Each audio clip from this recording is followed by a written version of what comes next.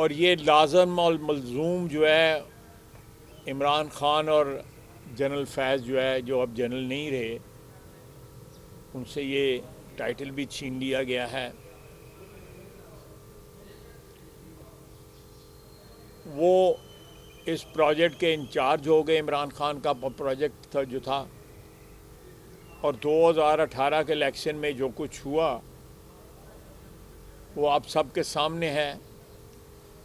میاں نواز شریف قید کر دیے گئے،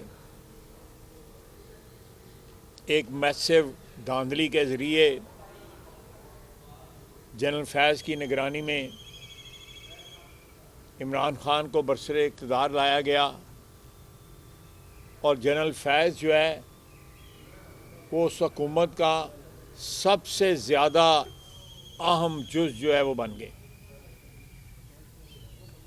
اور اس کے بعد جو 4 سال میں عمران خان نے اس ملک کے ساتھ کھلواڑ کیا، جو تباہی پھیری، اس میں جنرل فیض اور عمران خان ایک دوسرے کے پارٹنر رہے، اور پاکستان کو جس تباہی کے دہانے کے اوپر 4 سال میں لے جایا گیا، یہ دونوں اس کے